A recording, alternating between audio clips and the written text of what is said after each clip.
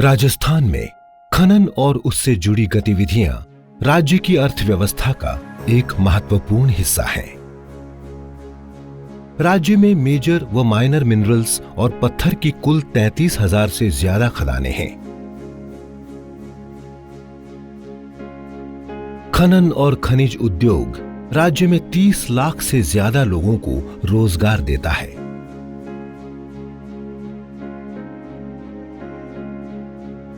इसी प्रकार एक और बड़ा आर्थिक क्षेत्र है भवन व अन्य निर्माण उद्योग, जिससे लगभग 24 लाख लोगों को रोजगार मिलता है।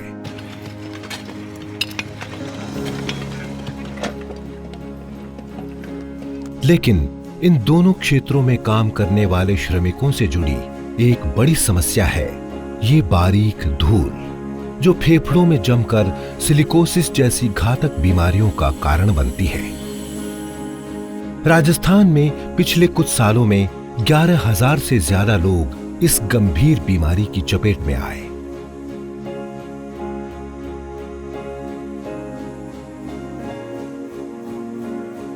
इनमें से 1,600 से ज्यादा जिंदगी की लड़ाई हार गए और अपने परिवारों को दुख के अंधेरे में छोड़ गए। हम 4 भाई थे। इसमें बड़ा वाला की डेथ हो गई थी, इसे खान माइंस पे काम करते थे। अभी छोटा वाला भी है, मेरे से छोटा वाला, वो भी इसके भी ऑक्सीजन लग रहा है।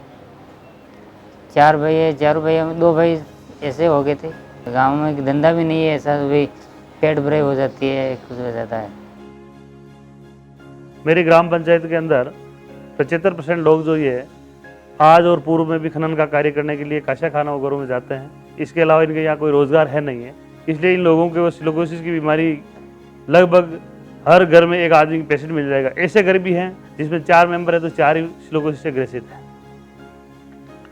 लगातार ये बीमारी बढ़ रही है और इन लोगों का आधा पैसा तो बीमारी में चला जाता है। जो कमाते हैं वो इस बीमारी में लग जाता है। इस बीमारी को रोकने, मरीजों के समय पर इलाज की व्यवस्था करवाने और पीड़ितों के परिवारों को उचित आर्थिक सहायता उपलब्ध करवाने के लिए राज्य सरकार ने नई सिलिकोसिस नीति लागू की है। सिलिकोसिस पीड़ितों की सहायता के लिए उनके राजस्थान सिलिकोसिस पोर्टल पर आसानी से रजिस्ट्रेशन की सुविधा घर के पास ही उपलब्ध कराई जाएगी। बीमारी का समय पर पता लगाकर इलाज शुरू हो सके, इसके लिए जांच और इलाज की व्यापक व्यवस्था की जाएगी।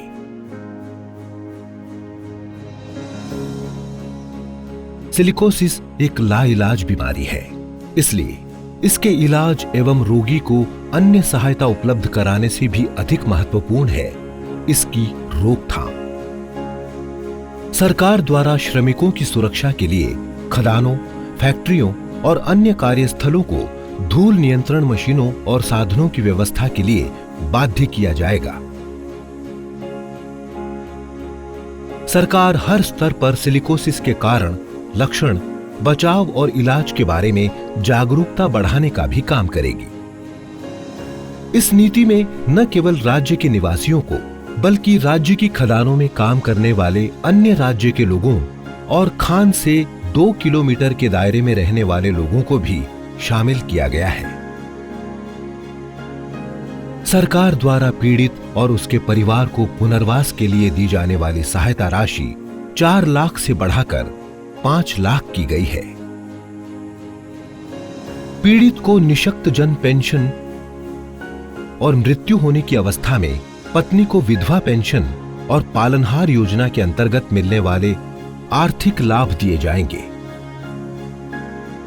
सरकारी सहायता के अलावा सरकार पीड़ित और उसके परिवार को खदान या फैक्ट्री मालिक से अन्य कानूनों के तहत मिलने वाला मुआवजा भी सुनिश्चित करवाएगी।